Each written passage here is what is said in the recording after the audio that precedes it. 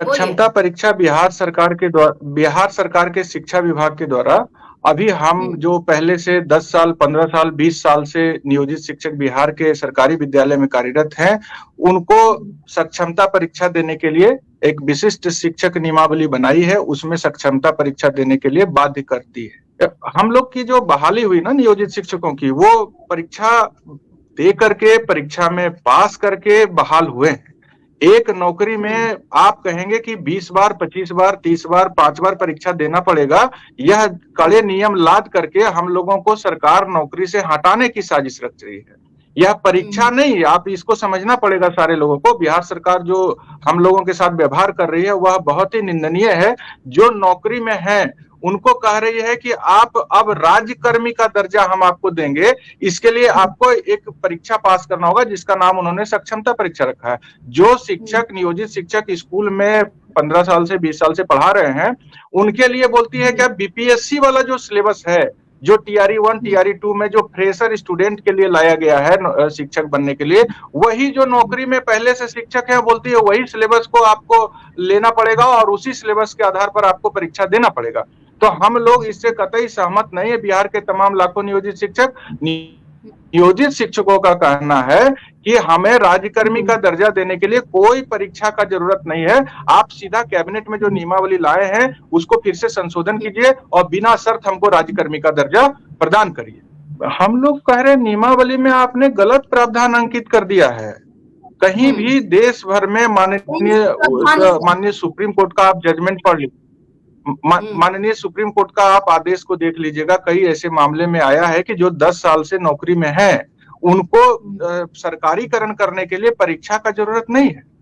हम लोग 18 साल, 15 साल का अनुभव प्राप्त किए हुए हैं और इनके द्वारा जो प्रावधान लाया है परीक्षा का, उसमें देखिए क्या साजिश रच दी गई है कि अगर आप उसको 3 बार में नहीं पास करते हैं तो आपको सेवा से मुक्त कर दिया जाएगा, मतलब आपकी नौकरी खत्म कर दी जाएगी, जिसे हम लोग कभी स्वीकार नहीं करेंगे। इस तरह से हमको नौकरी से हटाने का साजिश रच दिया गया है, जिसका हम लोग सत्याग्रह आंदोलन के द्वारा विरोध कर रहे हैं कि हमको नौकरी में बने रहने का नियम आपने पहले बना।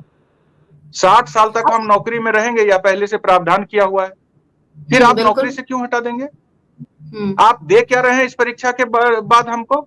इस परीक्षा के बाद 1 रुपया का हमारे वेतन में बढ़ोतरी नहीं हो रहा है क्या? और परीक्षा जब हम एक बार दे ही चुके हैं नौकरी में आने के पहले और नौकरी में रहने के दौरान, तो बार बार परीक्षा क्या सारे डिपार्टमेंट में शिक्षक ही ऐसा है जिसका कि बार बार योग्यता जांच के नाम पर हमको समाज में बदनाम किया जाए?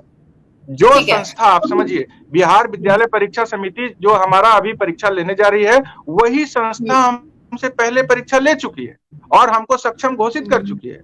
फिर हमारे क्षमता पर क्यों सवाल उठाया जा रहा है? आप ये समझिए कि ये साजिश है सरकार की। अभी हम सरकार से मांग कर रहे हैं कि आपको जो भी करना है पहले सिलेबस निर्धारित कीजिए, शिक्षकों को कंप्यूटर की ट्रेनिंग दीजिए, सभी प्राथमिक विद्यालय में कंप्यूटर लगाइए। हम बच्चों को कंप्यूटर से पढ़ाएंगे तभी ना आप हमारा कंप्यूटर का जांच करिएगा। अभी कह रहे हैं कि कंप्यूटर की जानकारी उनको है कि नहीं। अरे आप स्कूल में तो पहले कंप्यूटर मुहैया कराइए। क्या पूरे देश के स्कूल में कंप्यूटर की सुविधा है? सरकारी स्कूल के बच्चों को आज तक कंप्यूटर नहीं मिला और शिक्षक पे सवाल उठा रहे हैं। हमारी सबसे पहली ये मांग है सरकार से कि आपको अगर परीक्षा लेना है तो बताइए इस परीक्षा के बाद हमको क्या प्रमोशन मिल रहा है, कितना वेतन में बढ़ोतरी हो रहा है, और ये परीक्षा बीपीएससी के सिलेबस को हम पे लादने का क्या आपकी नीति है? क्या हम 1 से 8 में जो पढ़ा रहे हैं वो सिलेबस लेके आप नहीं आ सकते थे? सरकार जानबूझ करके ऐसा नीति बनाई है कि हम लोग इसका विरोध करें। नियोजित शिक्षक के सक्षमता पर कोई सवाल नहीं है। ये समाज को दिग्भ्रमित करने के लिए शिक्षा विभाग ऐसा कदम उठा रही है कि समाज और शिक्षक के बीच में शिक्षकों का जो सम्मान है, वो गुरु का सम्मान ईश्वर से भी बड़ा है। आज आप 20 साल से 15 साल से हम काम कर रहे थे, मेरे सक्षमता पर कभी सवाल नहीं उठा।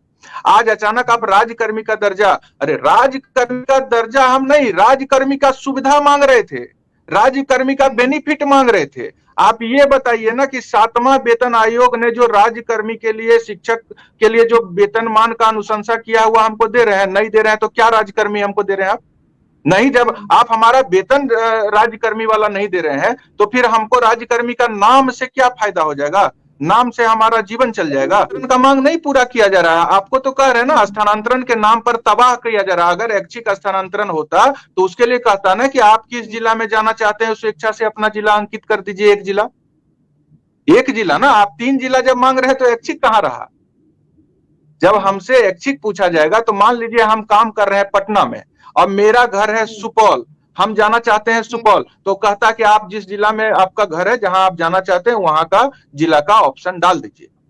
हमको आपत्ति ये है कि हमसे काउंसलिंग कर लिया जाए, पूछ लिया जाए किस जिला में जाते हैं, या फिर हमको जो जिस जिला में हम कार्यरत हैं, जहां मेरा घर है, उस जिला के अंदर में अगर आपको स्थानांतरण करना है तो 3 विद्यालय का ऑप्शन ले लीजिए जिला के अंदर। तो हम उस 3 विद्यालय का ऑप्शन, अगर ट्रांसफर सरकार चाहती है कि नहीं हम करेंगे ही करेंगे, तो जिला के अंदर 3 विद्यालय का ऑप्शन हम देना चाह रहे हैं, तब मानेंगे कि हमारा ऐच्छिक है। ये तो जबरन स्थानांतरण है। और आप बताइए, जिसका इस्टेब्लिशमेंट, जो अपना घर परिवार बसा चुका है, 20 साल से नौकरी कर रहा है, हमारा नौकरी, हमारे हजारों साथी जो शिक्षक हैं उनका 2-3 साल मात्र नौकरी ही बचा है। हमारे बूढ़े माता पिता का देखभाल कौन करेगा? इतना कम पैसा में हम अपने माता पिता को दूसरे जिला में ले जाके इस्टेब्लिश कर पाएंगे? ये इससे कहीं क्वालिटी एजुकेशन को कोई लेना देना नहीं है। इक्वालिटी एजुकेशन जो हम दे रहे हैं उसको डिस्टर्ब करने के लिए शिक्षा विभाग ने यह नीति बनाई है। बहुत सारे अधिकारी हैं जो चाहते हैं गरीब का बच्चा पढ़े नहीं, शिक्षक इस तरह से आंदोलन में उलझा रहे। तो पदाधिकारी को यह चाहिए, अगर कोई पदाधिकारी शिक्षा के लिए संवेदनशील है और क्वालिटी एजुकेशन के लिए अपना प्रयास कर रहे हैं, तो उनको इस तरह का नियम ला करके सारा व्यवस्था चौपट करने का प्रयास नहीं करना चाहिए। आज जहां हम अपने समाज के स्कूल में पढ़ा रहे हैं, मान लीजिए जहां हमारा घर है वहां पे हम अपने घर के आसपास का स्कूल में पढ़ा रहे हैं, तो हमको समाज का भी चिंता है कि हमको समय से स्कूल नहीं पहुंचेंगे तो समाज के लोग हम पर उंगली उठाएंगे। हम दूसरे ऐसे जगह चल जाएंगे जहां कोई हमको पहचानता है, तो वहां समाज का भी डर हमारा, एक तो हमारा समाज का लाज आज हमारे सर पे है ना, कि हम अपने गांव में अपने स्कूल में पढ़ा रहे हैं तो समाज के लोग सब हमको पहचानते हैं, उनके चलते भी हम समय से पहले स्कूल जाते हैं और अपने समाज का बच्चा है इस भाव से खूब क्वालिटी एजुकेशन देते हैं। तो ये ट्रांसफर जबरन कर देने से, ट्रांसफर की नीति कभी बर्दाश्त नहीं करेंगे, इसको मानेंगे नहीं, चाहे सरकार को जितना दमनात्मक कार्रवाई है वह कर ले, हमारा ट्रांसफर ऐच्छिक करे, हमको जो है जो ऑनलाइन परीक्षा है इस सब की बाध्यता को समाप्त करे और हमारा जो सिलेबस है वो जो हम विद्यालय में पढ़ा रहे हैं उसको लेके आए, प्रमोशन दे, फिर हमसे बात करे सरकार। और स्थानांतरण जबरन करिएगा, हमारा जिंदगी तबाह हो जाएगा। हम जो क्वालिटी एजुकेशन पूरे मनोयोग से अपने विद्यालय में अभी दे रहे हैं वह सब खत्म हो जाएगा। अभी देख रहे थे कई शिक्षक के बारे में, जब बच्चा सुना कि इनका स्थानांतरण हो जाएगा, बच्चों में उदासी है, बच्चे रो रहे हैं कि अब हमको कैसे होगा, इनके साथ हम लोग इतना अच्छा से पढ़ने पढ़ाने का काम कर रहे थे। तो वो हम सरकार से कहना चाहते हैं कि जबरन स्थानांतरण की नीति को आप खत्म कीजिए,